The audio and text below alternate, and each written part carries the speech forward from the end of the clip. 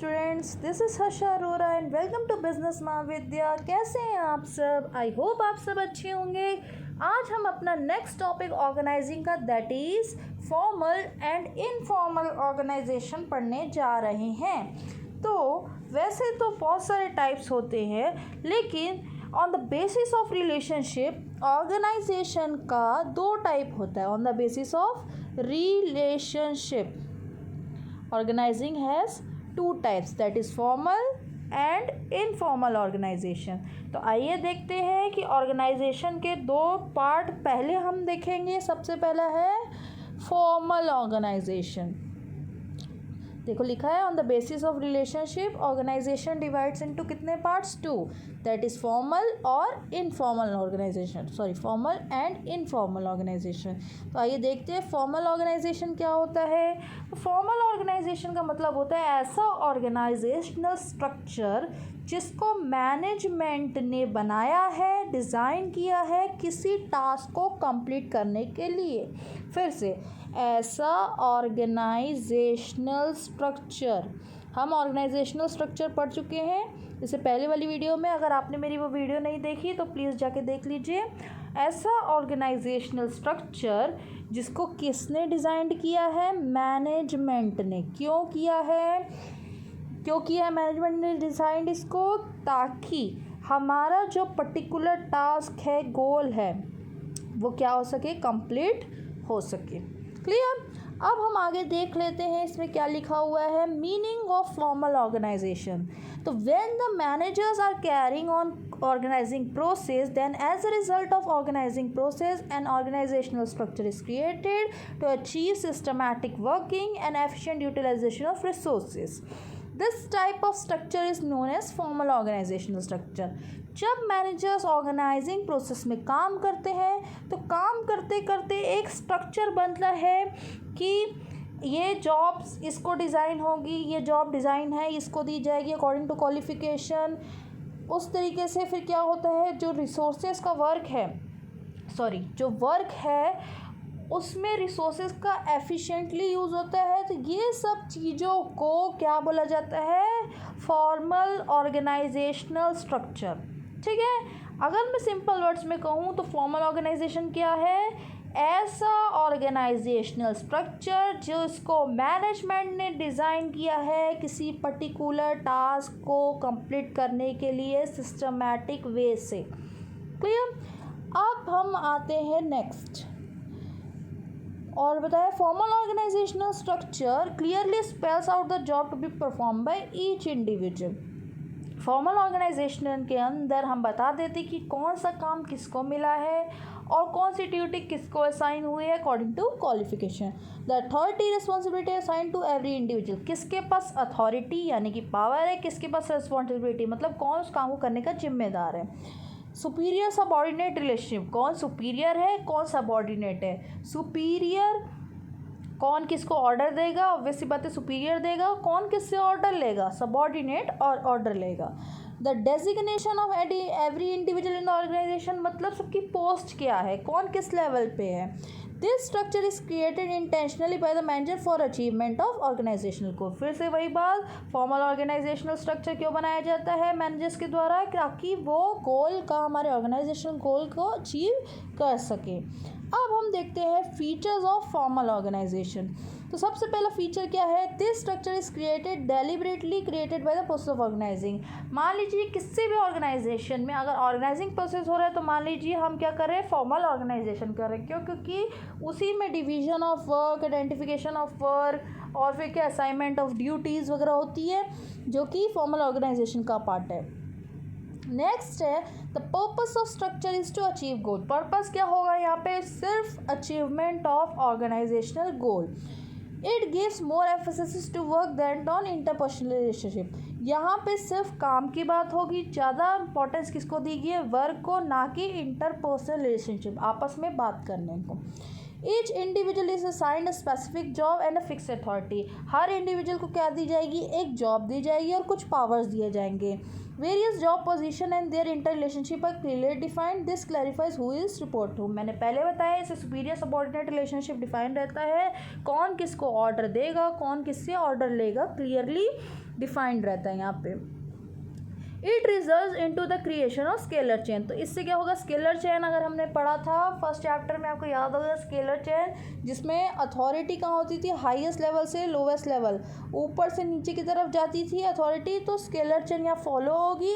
Efforts if different department are coordinated interlink integrated, इससे क्या होगा, सारे डिपार्टमेंट आपस में लिंक रहेंगे, इंटरलिंक्ड रहेंगे, इंटीग्रेट होकर चलेंगे, एक साथ मिल के चलेंगे और कोऑर्डिनेट एक साथ मिलजुल के हमारे ऑर्गेनाइजेशनल गोल को अचीव करेंगे।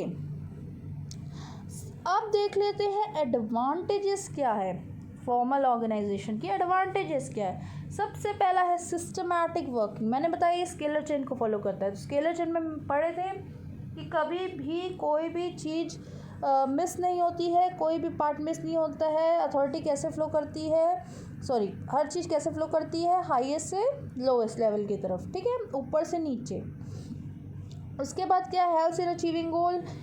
यहाँ पे क्या होगा, सबको अपनी जॉब्स पता होंगी, सबको अपना काम पता होगा, और यहाँ पे किसको ज़्यादा इम्पोर्टेंस दी जाती है, सिर्फ और सिर्फ गोल को अचीव करने के लिए, ना कि इंटरपर्सनल रिलेशनशिप। नेक्स्ट है creation of chain of command. यहाँ पे क्या रहेगी, चेन ऑफ कमांड क्रिएट होगी।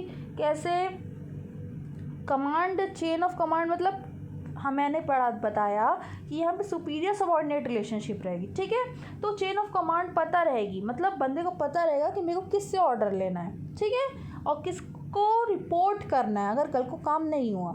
उसके बाद क्या है, क्लैरिटी ऑफ ड्यूटीज़, तो सबको अपनी ड्यूटी पता रहेगी, क्लियरली डिफाइंड रहेगी। तो इससे क्या होगा, कोई कन्फ्यूजन नहीं होगी, कोई डुप्लीकेशन नहीं होगा वर्क में, सबको अपना काम पहले से पता होगा, कोई किसी को और को ब्लेम नहीं कर सकता। नेक्स्ट है फिक्सेशन ऑफ रिस्पॉन्सिबिलिटी। तो फिक्सेशन ऑफ रिस्पॉन्सिबिलिटी क्या है, रिस्पॉन्सिबिलिटी क्या कर सकते हैं हम, इजीली फिक्स कर सकते हैं। क्यों, क्योंकि यहाँ पे पहले से ही पता रहेगा कि कौन किस लायक है, मतलब क्वालिफिकेशन डिफाइंड रहेगी। नेक्स्ट है मोर एम्फेसिस ऑन वर्क। मैंने बताया यहाँ पे ये स्केलर चेन फॉलो करता है, यहाँ सिर्फ काम की बात होती है, वर्क की बात होती है, और क्या गोल रहता है कि अचीव करना ऑर्गेनाइजेशनल ऑब्जेक्टिव, ना कि इंटरपर्सनल रिलेशनशिप। अब हम देखेंगे क्या डिसएडवांटेज। तो सबसे पहले डिले इन एक्शन। तो आपको पता है अगर स्केलर चेन फॉलो होगी, ऊपर से नीचे आते आते आते टाइम लगता है, तो एक्शन में डिले हो जाएगा। Next, ignore social needs of employees. यहाँ पे सिर्फ और सिर्फ काम की बात करता है, ऑर्गेनाइजेशनल ऑब्जेक्टिव को अचीव करने की बात करता है, एम्प्लॉय की पर्सनल चीज़ें, पर्सनल नीड को इग्नोर करता है, जो कि बहुत बड़ा डिसएडवांटेज है। नेक्स्ट है lack of initiative. Lack of initiative मतलब कि यहाँ पे फॉर्मल ऑर्गेनाइजेशन में रिजिडिटी है, स्ट्रिक्ट रूल्स है कि तुमको ये करना है, तुमको ये करना है, ये इसको रिपोर्ट करेगा, ये इसको ऑर्डर देगा। तो ये क्या है, एक तरीके का रिजिडिटी है। इससे क्या होता है, एम्प्लॉयज़ खुद का अपना क्रिएटिव माइंड नहीं लगा सकते, अगर खुद वो डिसीजन मेकिंग करना चाहिए तो वो नहीं कर सकते, ठीक है। नेक्स्ट है एम्फेसिस ऑन वर्क ओनली। पीछे पड़े हैं, एम्फेसिस ऑन वर्क ओनली मतलब सिर्फ और सिर्फ वर्क पे जोर देता है, कभी दूसरी बातें नहीं, थोड़ा बहुत मस्ती मजाक कुछ नहीं। तो ऐसे क्या हो जाता है, एम्प्लॉयज़ बोर हो जाते हैं। ऐसा सराउंडिंग, कोई भी स्ट्रिक्ट सराउंडिंग पसंद नहीं करता आज की डेट में, ठीक है। तो यही था। अब हम पढ़ने जा रहे हैं इनफॉर्मल ऑर्गेनाइजेशन। इनफॉर्मल ऑर्गेनाइजेशन या ऑल्सो नोन एज ग्रेपवाइन। अब ये इनफॉर्मल ऑर्गेनाइजेशन क्या होता है, इनफॉर्मल ऑर्गेनाइजेशन वो ऑर्गेनाइजेशन होता है जो किसकी वजह से बनता है, फॉर्मल ऑर्गेनाइजेशन की वजह से। आइए देख लेते हैं। In the formal structure individuals, अब सबको हमने जॉब असाइन कर दी फॉर्मल में। अब क्या होगा, जॉब पे काम करते करते सब एक दूसरे के फ्रेंड बनेंगे तो आपस में बात शेयर करेंगे।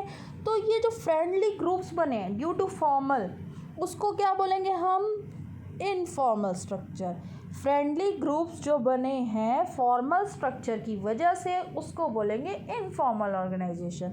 इनफॉर्मल ऑर्गेनाइजेशन के अंडर कभी भी काम की बात नहीं होती है, सिर्फ चुगली चपाटी ही होती है। देखें features, it gets created automatically without any deliberate effort by the management. इसको मैनेजमेंट बनाता है क्या? नो, ये आपस में खुद काम करते करते जब एक दूसरे से मिलते हैं डिपार्टमेंट वाइज तो फ्रेंड्स बन जाते हैं। The existence depend upon formal organization. इसकी एग्जिस्टेंस क्या होगी? अगर फॉर्मल ऑर्गेनाइजेशन में ज़्यादा लोग हैं तो सब ज़्यादा लोग बात करेंगे। It originates from within formal organization as a result of personal interaction among employees. मैंने बताया कि एम्प्लॉयज़ क्या करेंगे, अगर एक ही चीज़ के लिए काम करें, आपस में मिल रहे हैं तो क्या करेंगे, एक दूसरे से बात करना चालू करेंगे, एक दूसरे से बात करना चालू करेंगे तो आपस में फ्रेंड्स बनेंगे, पर्सनल चीज़ें शेयर करेंगे। उसके बाद क्या है, it does not follow any fix path. इसमें ऐसे कोई फिक्स पाथ नहीं है, कोई किसी को भी कुछ भी बता सकता है। कभी आपने चुगली सिस्टमेटिक वे से की है क्या? नहीं, कभी नहीं। कोई एक मैंने अपनी फ्रेंड को बताया, उसने किसी और को बताया, उसने 4 लोग को बता दिया, तो ऐसे कोई भी किसी को भी बता देता है और ऐड ऑन करके बताते हैं। तो it does not follow any fix path of authority और communication, so there is no specific direction of flow of information. There are no officially laid down norms of behavior. There is no definite structure. The source of information cannot be known. अब information कहाँ से आई? मान लो कोई गलत false information आई, किसी के बारे में गलत सुनने को आया, तो ये कहाँ से आई? तो उससे पता नहीं चलता कि ये कहाँ से आई। क्यों? क्योंकि कोई भी किसी को भी बताता है और कोई ऐड ऑन करके कुछ भी बोलता है, तो इसका जो सोर्स है वो पता नहीं चल पाता है। ठीक है, ये कोई डेफिनेट स्ट्रक्चर नहीं होता है।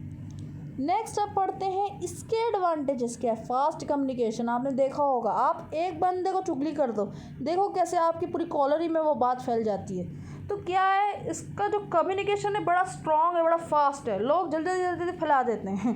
उसके बाद नेक्स्ट क्या है, फुलफिल सोशल नीड्स। जो सोशल नीड्स, अब मैन या वुमेन कोई भी अगर ऑर्गेनाइजेशन में काम करता है वो सिर्फ काम थोड़ी ना करेगा, उसको थोड़ा बहुत बात करने के लिए चाहिए, इंटरेक्ट करने के लिए चाहिए, थोड़ा मस्ती मजाक एंजॉय भी तो बंदा करेगा। ठीक है, तो ये सोशल नीड्स को फुलफिल करता है। नेक्स्ट है हेल्प्स इन अचीविंग ऑर्गेनाइजेशनल गोल।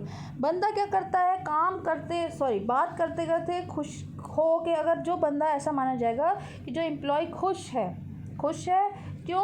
क्योंकि उसको सब बात बूत करने मिल रहा है, तो वो क्या करेगा, अच्छे से काम करेगा, तो इससे हमारा ऑर्गेनाइजेशनल गोल क्या होगा, अचीव होगा।